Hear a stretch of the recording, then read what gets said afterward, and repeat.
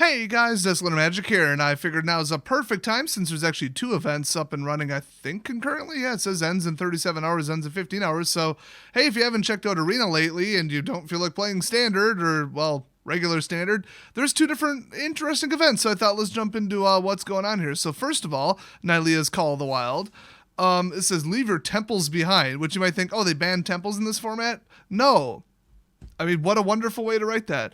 And join the hunt with the God Nylea, blah, blah, blah. Okay, who cares? All the stylistic crap. Basically, you get a emblem, and so it can't be removed or interacted with in any way, but each player gets this, and it says, whenever you cast a creature spell with converted mana cost 4 or greater, draw a card. So this is just like, rawr, let's go. So you can see I already won it. The first reward is the Citizen Petitioner card style, not the actual card. And then you can get Renata card style, looks freaking amazing. I think that's the showcase frame as well, actually. And then we get Nylea Keenite. So, I mean, Nylea herself. And all you need is 3 wins. I think the entry was 2,500 coins or 500 gems, which, I mean, really paid 2,500 coins. And you can see I was running Storm Area 69 because duh. That deck list is available on my channel somewhere here. But basically, it's just basically built for this format. I mean, it's meant to draw cards and stuff because it's got the Great Henge and it's also got Beast Whisper. So yeah, you're going to be drawing some stuff. And then it's got Hydra's Growth. It could stand to have more of those. It's just I already went to 61 to add it. Oh, got to apply the styles.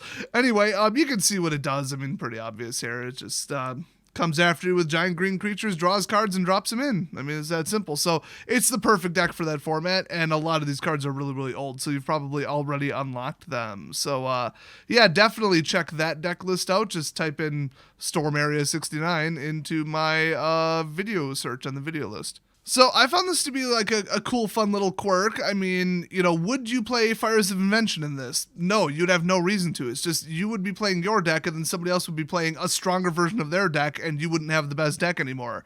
So a lot of people are playing, you know, non-tier 1 stuff. Now that said, I used to absolutely kill people with this deck. So it's like former tier 1, I guess, at least before Theros Beyond Death came out. And oh, I was just crushing people in this. I think I still got 2 losses with it because people were playing some really creative stuff.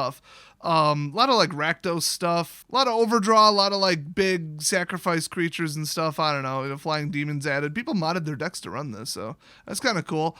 So for the second one, we've got the Hero of Theros, and this or Heroes of Theros, pardon me. This just started, I think, like today. You only need 1 win to get 500 coins, and the entry is free. So hello, do this. I mean, it's literally just free 500 gold, and then you get credit for the win anyway in your normal, you know, win stats. You get credit for the loss too, actually. So this, I believe, is 3 winning drafts that went like 8-0 in an event, or 5-0. Oh, 5-0, I believe it was. Yeah. So they said they'd pick a couple, and they went with these 3. These were drafted at some point by someone and went 5-0 in a competitive format, and they just looked at every deck that did that and picked 3 of them. Interesting premise, I've got to say. It definitely feels like somewhere between a constructed and a draft deck. So it's like lower powered, but then I think they play tested these together to make sure they were somewhat power leveled. You guys could probably guess between Constellation, Sacrifice, and Devotion which one I played. I mean, come on, Devotion, duh. Now, splitting Devotion between 2 colors, not smart, but this is a draft. You don't draft mono in a draft unless you get like complete idiots at the table passing you nothing but white cards or something.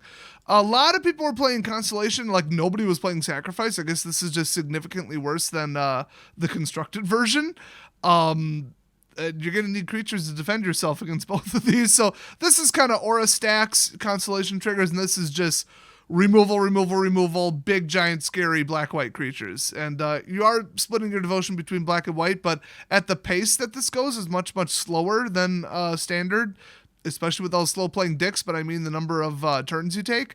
This is a comfortable deck. It actually does work. So I'd recommend this one, but more people seem to be playing this one. But then again, I think it does it all mirror matches, so maybe everybody's playing this and I just don't know it. A paradox. So the way they introduced this one is the one I had a problem with. I'm of the belief that there's nothing wrong with standing on the shoulders of those who have come before us, net decking, and these draft decks are a perfect example of that. These draft decks have already proven themselves worthy and act as an example of what a commendable draft deck should look like. Feldon. Okay, isn't Feldon this guy right here? That's kind of a fourth wall break meta comment if he's talking about decks and drafting. Also, like, they made this up. Nobody ever said this. This is almost a quote from Einstein. Almost. And then I love how they just like put up a fancy quote that justifies it. And then they're just like, if you want to know what the hell's going on with this, click here.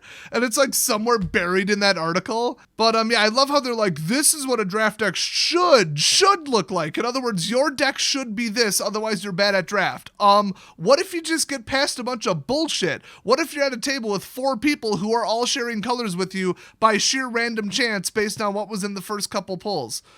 Well, then you're screwed. That's why I never did like draft. And then, oh my gosh, don't even get me started about the AI and its stupid tendencies and preferences, which people figure out after about 5 minutes every time there's a rotation. Or really a new set release, not even a rotation. So yeah, I never really liked draft because of the problems with it, but if a draft went perfectly and everybody at the table is doing it perfectly, and you get 2 people per color set or whatever, or per color average, or however you want to say it, draft is pretty fun and interesting. It never works that way in practical terms. That said, I mean, that's how I get on my gems on Arena, so I've been doing a lot better. I used to be terrible at draft. You know, in spite of absolutely hating it, I did become good at it because I need some free gems, y'all. So yeah, I would always join a draft for 5,000 coins and then just get gems out of it and get to, 3,400 and get a free pass. So nice little system there. But yeah, a lot of these side tournaments are a good way to build up free coins, free rewards, that kind of stuff. So definitely take a look at this. Like I said, it's free and you need 1 win. I mean, there you go. So 2 pretty cool events, honestly. If you haven't checked these out, definitely do so. Oh, and if you didn't check it out, the daily deal today, the big one is on the left always. It's the sleeves from that one, Secret Lair. It's only 33% off. I mean, 400 gems is kind of cheap. 2,000 coins ain't real expensive. I think that's just creepy and weird looking. It's not my thing, but I saw some people buy them. Otherwise, we just get some, cosmetics, whatever. It's not like I never cast Quench, but do I really need to look like that, or do I really need 1.5 packs? Well, I need 1.5 packs. Have you seen this? I'm at 10 rares, 17 mythics. Like, come on, I need some damn packs. I don't need these. But yeah, once in a while they put something like 98% off or something, so definitely check it every day. So that's my quick overview of what's going on in Arena. Hopefully, if you guys were just ignoring Arena and not playing it, you could jump in and maybe do this. So thanks for watching it all. See you guys next video.